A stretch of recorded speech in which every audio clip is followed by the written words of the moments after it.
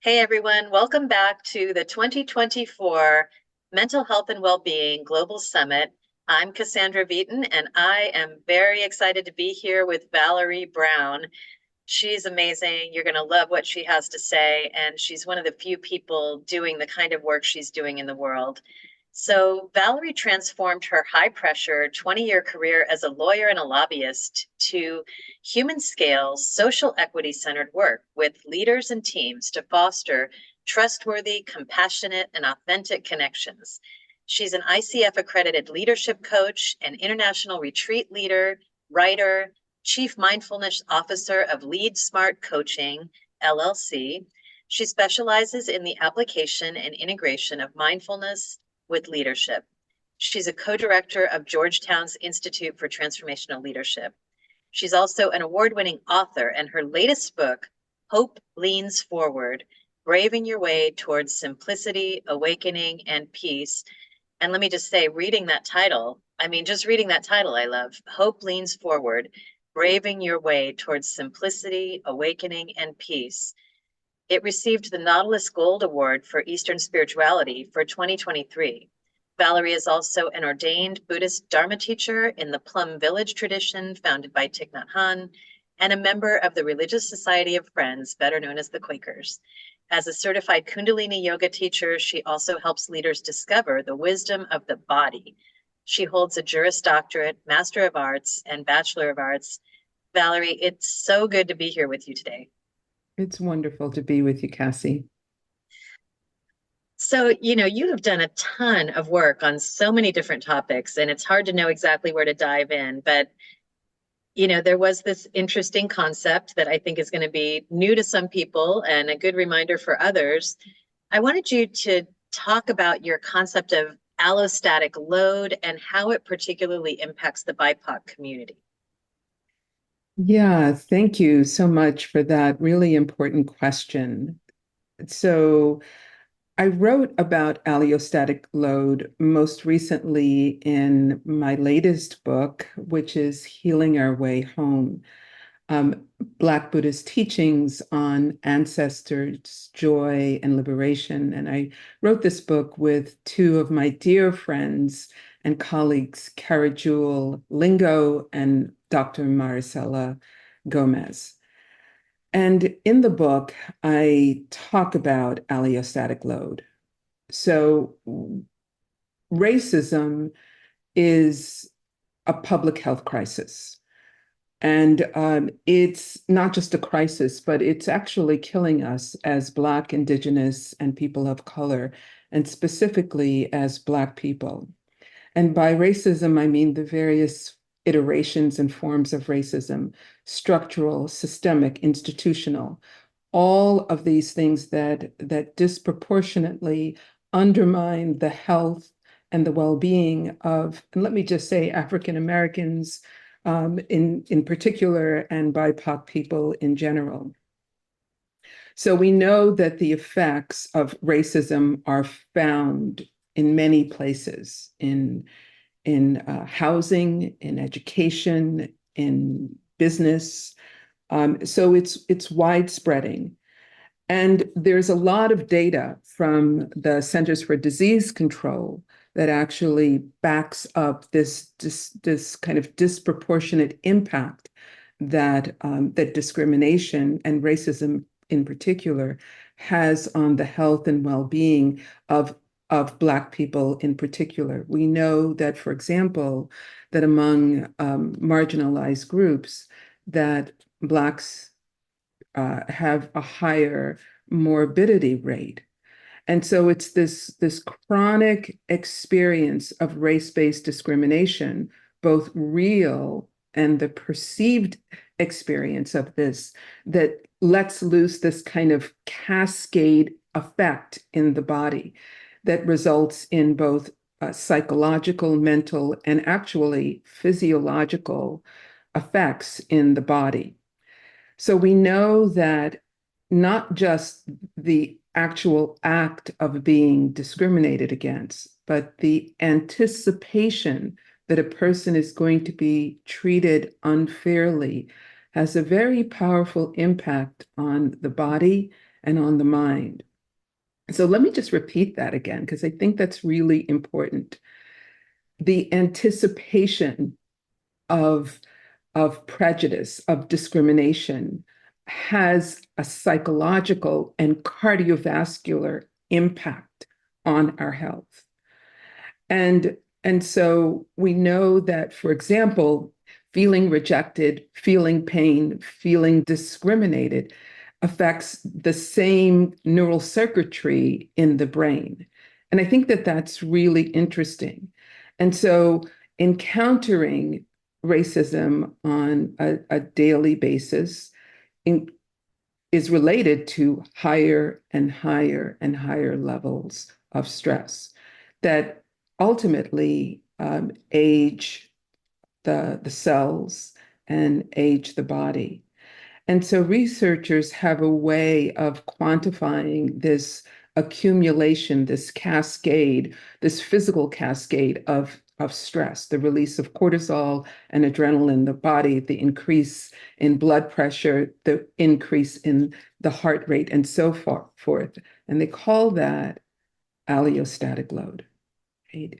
And this is the chronic wear and tear on the body's organs of having to constantly adapt to stress.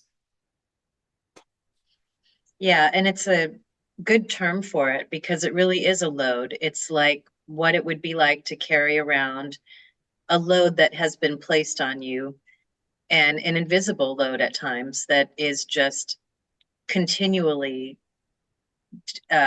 having a negative effect on the body and the mind. And when we talk about having a summit on mental health and well-being, sometimes people, I think, misinterpret mental illness as a natural response to the kind of racism, oppression that people experience on a daily basis, especially people of color. Mm-hmm. So it's kind of a conflation, like, okay, you're going to have all these symptoms, but they're not really symptoms. They're a understandable natural response to the kind of treatment that has been institutionalized in our society. Yeah, Cassie, I think that that's really important. And for me, though I've just spoken on a kind of theoretical basis, this is really touches very close to home and it's really personal for me. So I'd like to share just a little bit about my background that might help illuminate a little bit of what I'm saying. So I have three brothers, and two of the three um, died recently from chronic heart disease or the results of chronic heart failure. My oldest brother in 2020 and my youngest brother in 2022. And my third brother um, has a heart transplant. So I watched over years, over decades, the chronic wear and tear on their heart from having to over and over again repeatedly adapt to both real and perceived discrimination and the load, the impact that had on them. And so I became curious, what's happening? Why is this happening to them?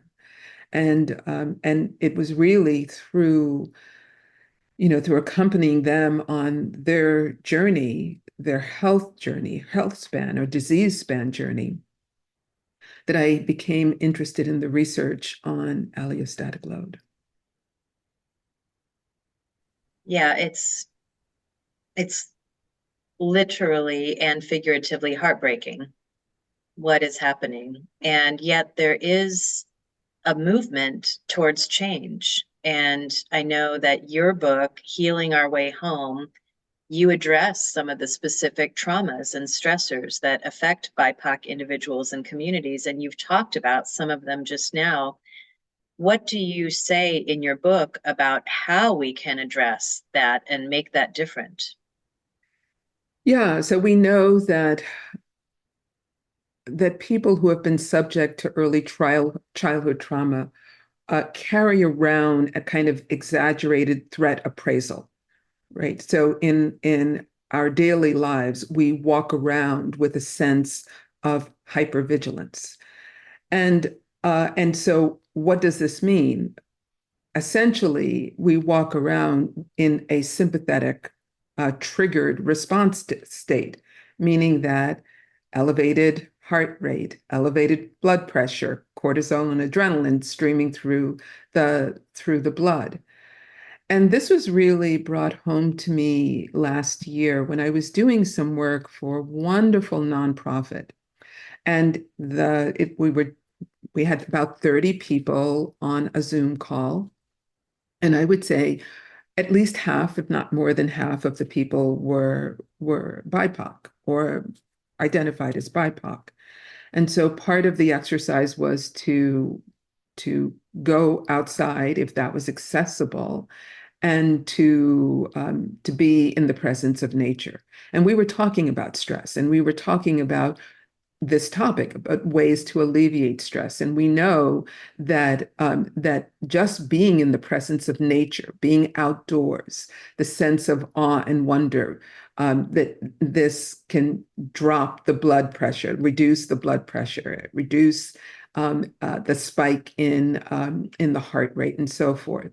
And so I shared that information and invited everyone to if it was available, to go outside or even in your space inside to look at a plant, to really look at a plant. And so after the exercise, a woman who identified as Black and a woman came back on Zoom and said that she never leaves her apartment without her cell phone in hand because she's always in this state of hypervigilance. She never knows what's going to happen. Um, I was so touched by that, and that sense of being in a stance of readiness, being in a stance of hypervigilance, right? That over time, what does that do to the organs of the body, much less our mental well-being? So it's this, it's the release of cortisol and adrenaline, the inflammation that can have more damage than the stress itself.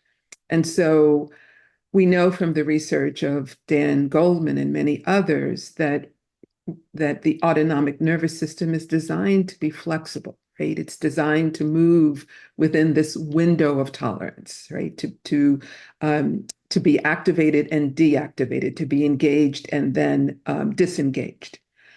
But over the long term, having to constantly be on guard, this sense of hypervigilance, which leads to anxiety, really has become the modern age saber-toothed tiger for many of us. And so we live with this constant um, sense of threat. And, and so the first thing to address that is to be aware, right? To gain awareness of stop and pause. So this practice of stopping has a name. It's called shamatha in the Sanskrit. So we actually stop and pause and pay attention. And with the stopping, practice goes looking deeply, vipassana. So we stop, we pause, we look deeply and notice my heart is racing, my hands are clammy, I have shortness of breath. And that is the beginning of a practice of understanding what's happening in my own body and mind. And with that information, with that insight, I can actually calm my nervous system and restore a sense of physical and mental well-being. Yeah, and there's some freedom in that. There's some empowerment, and liberation in that, in being able to first be aware and validate I'm not crazy. I'm having a physiological response to chronic threat, and this is how it's manifesting in my body. And now I can notice it, downregulate, and step forward. Now, that doesn't solve the cause of the problem, right? I know that you've talked about, and many others that I collaborate with have talked about, we cannot have an individual solution to mental health and stress problems without also having a societal solution. And we've got to work towards those fiercely and with dedication. And it is possible to have changes in that because we've seen massive societal changes.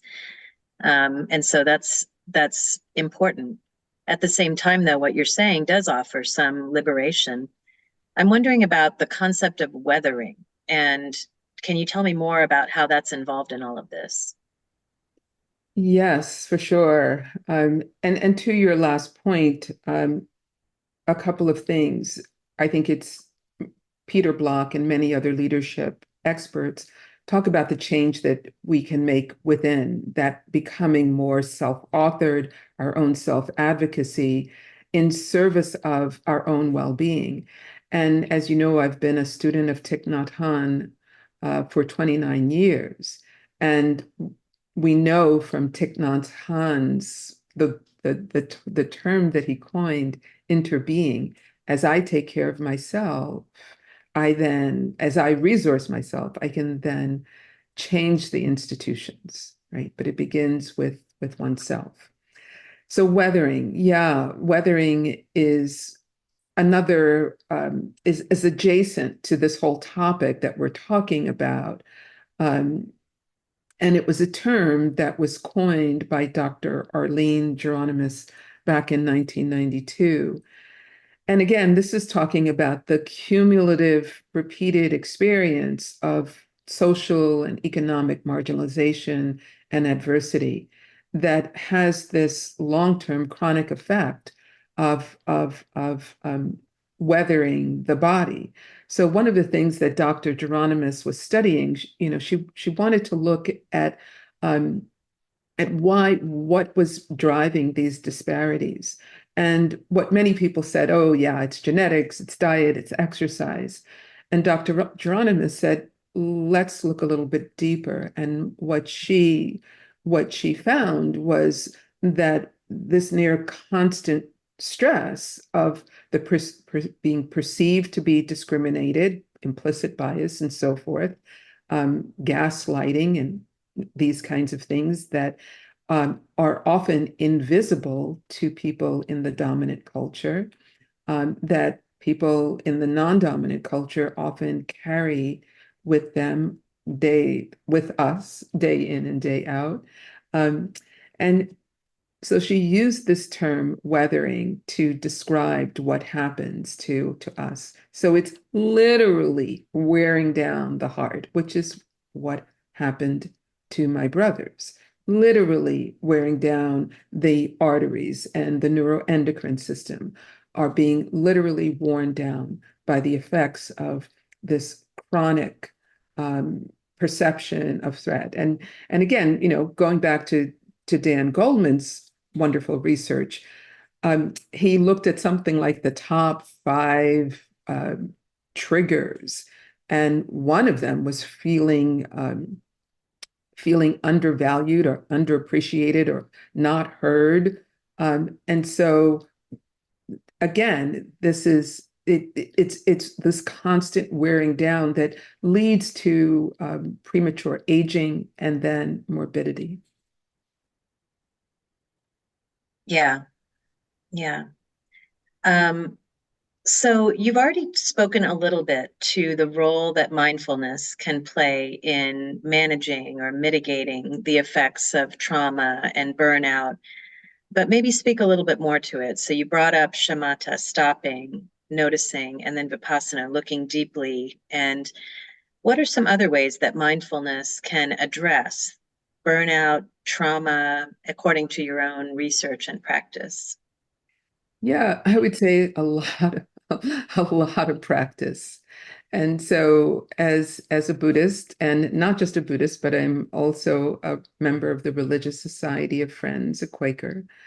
But as a Buddhist, we talk about the three jewels, the Buddha, the Dharma, the teachings of the Buddha or Buddhism, and the Sangha, the community that lives in harmony and awareness.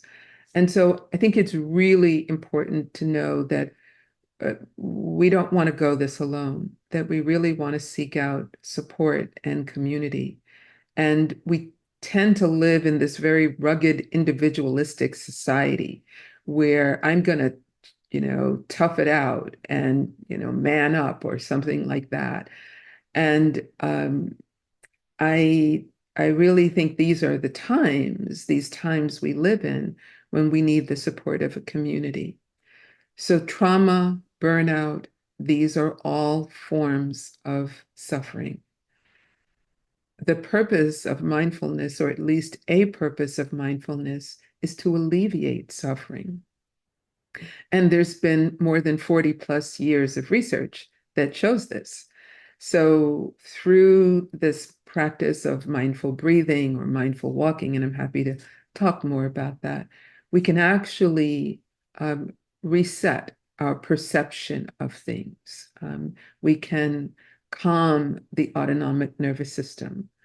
We know that when we're breathing shallowly, like breathing up here high in the neck and the chest, it's sending a signal to our nervous system, the autonomic nervous system, whether we're aware of it or not. That's like a flashing neon light of danger, right? The world is not safe. And this goes to the wonderful work of Stephen Porges and Deb Dana, who've talked a lot about the social engagement system and the vagus nerve and how we can strengthen the vagal tone through heart rate variability through the breath. So this kind of bottom-up approach to mindfulness. I would love to give those who are listening and viewing a direct experience of this. Would you be willing to do a quick mindfulness practice? I was so hoping you'd ask. Yay. So I do this all day long, and I I have a bell of mindfulness just outside my window, which is a colorful Mm. hammock in the colors of the Jamaican flag. So it's always a reminder of to stop, to pause, and to breathe. Mm. Yes. So let's take a moment, and wherever you are, you can do this practice sitting, standing, or laying down. So take a moment and begin by coming into the body, coming into awareness that you have a body, and stacking the head over the shoulders over the hips, and maybe the knees over the feet, and feeling your feet on the floor. And let's begin by taking a deep breath, maybe the deepest inhale and the deepest exhale that you've had all day long. So breathing in and a long, slow exhale, breathing out. And twice more like that, breathing in and a long, slow exhalation, breathing out. As you breathe in, being aware that I am breathing in, and breathing out, I'm aware that I am breathing out. Breathing in, I follow this in breath all the way through. And breathing out, I follow my out breath all the way through. Breathing in, I calm my body. And breathing out, I release any tension. Breathing in, I feel a gentle smile, a gentle release. Breathing out, I feel safe. So taking another deep breath in and another deep breath out. And then move in any way that feels comfortable for you. You can stretch, you can twist the spine from one direction to the next, whatever suits you. So thanks for that. I needed it. That's great. Such a simple practice that we have, and yet so powerful and profound, because it turns out that we can direct our attention and our intention, and no one can take that away from us. So no matter what traumas we've been through, no matter what even internal processes are happening to us, rumination or anxiety or depression, we still have the option to direct our own attention and our own intentions. And that shift in attention toward the breathing, toward the body sensations, breathing a little deeper, moving a little slowly, being gentle and kind and compassionate, has this powerful antidote effect to everything you've been talking about: the allostatic load, the weathering, the threat framework that we're in. And so we've talked about a lot of the difficult parts of life, and I'm curious about the other side of the coin: fostering joy, fostering resilience. And I know your book speaks to this, but I wanted to ask you to talk a little more about that part of things. So joy, resilience, this happiness, this is our birthright. Yeah. Um, and and so to this is about a reclamation, reclaiming that sense of joy. And, having gone through 3 or 4 years of COVID, reaching for joy was kind of that was a big reach. But cultivating this sense of delight within our daily life, like just sitting here, right now, can I feel a sense of okayness, a sense of delight, maybe even a sense of joy for the causes and conditions that are positive in my life? Because of the negativity bias, the negative is more salient in our recall, right? We have to work at this cultivating joy. And, we live in a society where we're very much in pursuit of material things, and not so much the pursuit of this inner sense of our own innate goodness.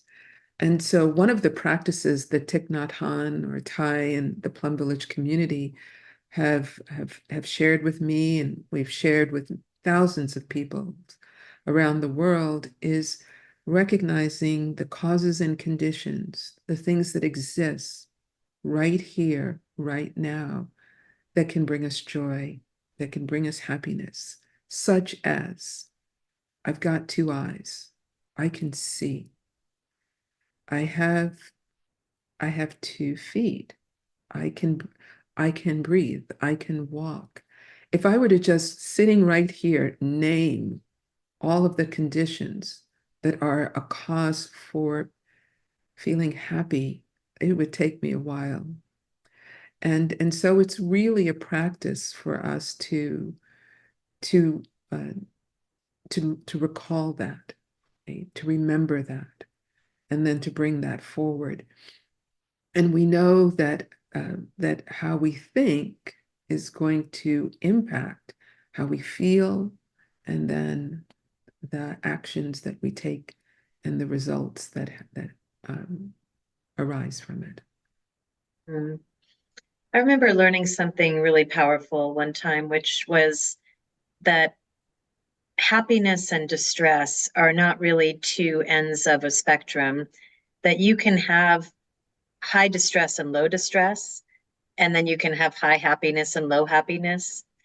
And it strikes me that some of what you've spoken about is that we can hold both the difficulty, the despair, the trauma, all of the things that we face on a daily basis, and yet still find joy without one invalidating the other. Yes. So this very much in Buddhism is the wisdom of interbeing, and particularly the teachings of Thich Nhat Hanh. And so anyone who has lost a loved one knows there's great despair, but there's great despair because there was great love. So we've held both. There was despair is there because I lost something important and meaningful. And there's an interesting thing that Thich Nhat Hanh has said. He has said, and it may sound shocking, but he has said he would never want to live in a place where there is no suffering. Why? Because how would you learn compassion? Because the very act of being a compassionate person is to suffer with. And the suffering and the happiness are deeply interconnected. The saying is no mud, no lotus. In order to grow a lotus flower, it doesn't grow on marble. It grows in the muck and the mud. And so much of what we're talking about is the art of suffering, of how do we make good use of the suffering that comes our way? How do we transform the mud into the lotus? How do we transform hatred, violence, rage into something that is supportive of us? And this is part of the practice. Hmm. On that note, Valerie, what inspired you to bring together spirituality and mental well-being and your focus on all the things that we've been talking about? Very much a mistake. Like so many things in life. Yeah. So as you know, Cassie, I for more than 20 years, I was a type A lobbyist lawyer. And so my intentions were pretty crass. They were to make money and get out of Brooklyn, and Brooklyn was not the fancy, swanky place it is today. Yeah, it was very much driven by material success, so-called. And and yeah, um, I'm not proud of that phase of my life, but I see that it was a necessary part of my life. Uh, and so I so relate to people who are type A driven in that way, totally get it. And at some point, through the help of the Plum Village community, the Sangha, having spiritual friends, meditation and doing a lot of internal work and body work, studying yoga and so forth, many people. I began to look at my life and my livelihood, and again, from the Buddhist perspective, we live with this wheel of karma, and so a cause and effect, and one of the things is that we have a legacy, and the legacy is our actions, our words, our speech, and it was really going through this midlife crisis, identity crisis of who am I really? What what is this all about? That I came to begin to practice Buddhism. The story goes that I attended by mistake, really, a retreat given by Thich Nhat Hanh, a public talk at the Riverside Church. I walked out of the church after 2.5 hours or 3 hours thinking, this isn't for me, no way, because everything that Thich Nhat Hanh said was the opposite of how I was living my life. But I knew that a seed had been planted, and I I started on the path, and that was 1994. So, and I've been on the path ever since. That's great. Yeah, I've had that experience where the mind is saying, no, no, no, and the body is ringing with the bell of truth and saying yes. And I'm so glad it said yes to you. I wondered if you could share a story or a case example of somebody who has transformed through the practices in your book that you've been aware of that illustrates how that works.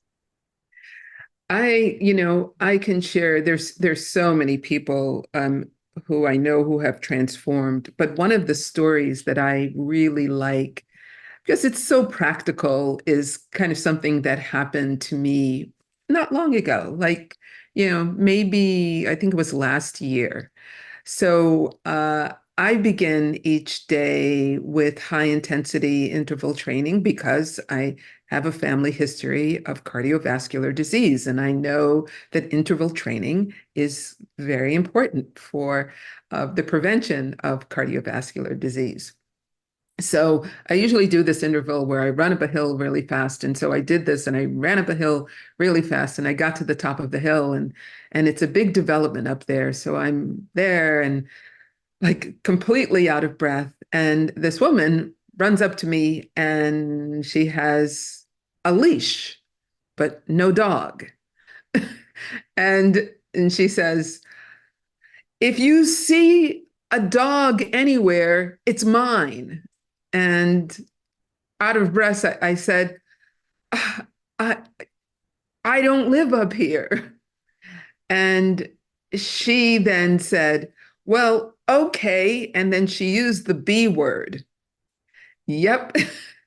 Now, the old me, the kind of New Yorker, Brooklyn me, would have been right in her face, like, you want to get it on, that kind of thing. Like, and in that moment, what happened was I was able to pause, shamatha, stop, look deeply, and feel my breath and feel my body.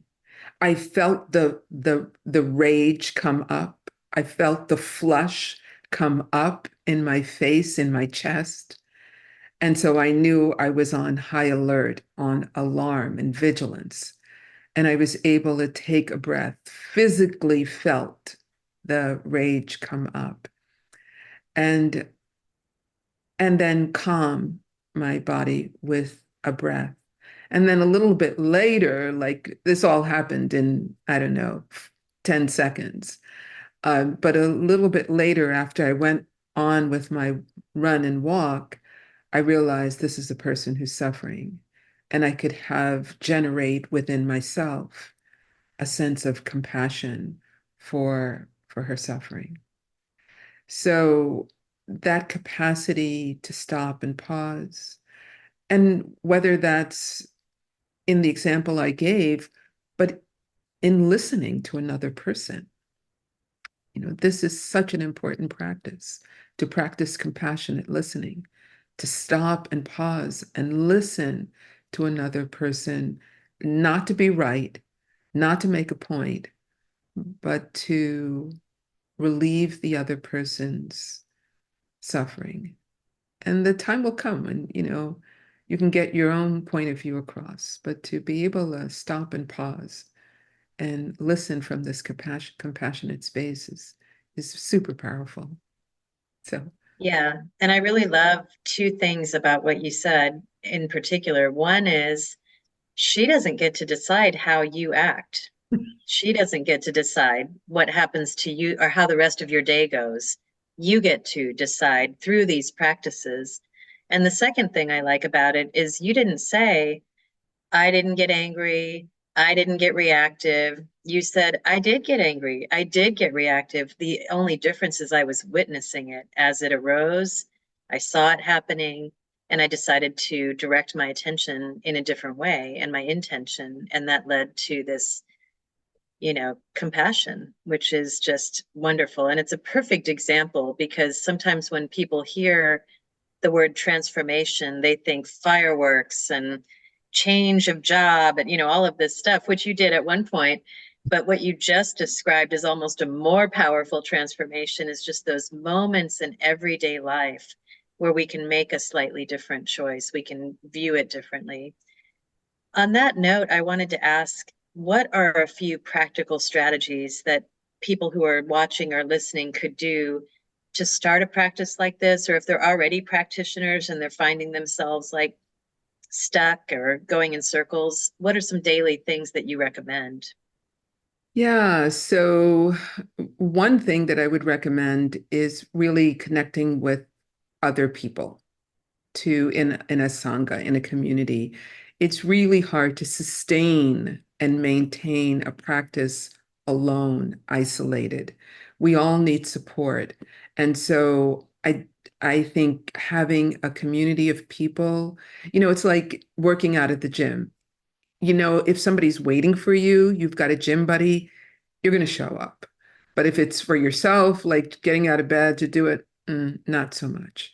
So I definitely think that that's a really important thing. One of the other things that Thich Nhat Hanh has taught us is the power of volition or aspiration. Um, that we act from this place of bodhicitta, meaning a heart and mind that is grounded in love, in kindness. This is really important. And I don't mean anything fancy by that. I mean that in our daily life, we ask ourselves, what really matters to me? What is my value here? One of the things that I do every day is I write down the most important thing, and what is it that uh, only I can do that I truly value, and I look at that and and align that with my values. So one of the values I have is being in relationship, having a connection with other people. Having a connection with other people is a very, very important value to me. So I set aside time to make sure that I'm living aligned with that value. And I think that that's a really important part of motivating oneself to begin any practice. Thich Nhat Hanh has said that our volition, our aspiration is the very ground of our being. That's how important it is. And so we want our actions, our volition, our motivation to spring from this place of compassion and just checking in with ourselves, like what's really motivating me. So those are some practices that I would recommend. Yeah, so actively bringing to mind your purpose, your values, your driving, orienting principle, and contemplating that every morning. And it's so powerful because I work with a lot of people, but just the other day I heard someone say, I'm less and less driven by my thoughts and reactions and more driven by my principles and my purpose. And that just puts it so well, that we want our actions to be and our words to be in alignment with a larger sense of purpose. And that the great news about that is that tends to be longer term, that shorter term is all these things we've talked about, self-criticism or threat from the outside. But when we can align with our values and our principles and those are both personal, existential, humanistic, and spiritual. have that be the driving force most of the time, that's a great movement forward. It becomes your compass. A compass, exactly. Yeah, yeah, And from that, then we can prioritize what we will actually do. yeah, Mhm. yeah. And as you said earlier, we get to be the authors of our lives then. So I want to direct people again toward your book, Healing Our Way Home. And do you want to say anything else about your book, your work, any place you'd like to direct people towards? Thank you so much for that, Cassie.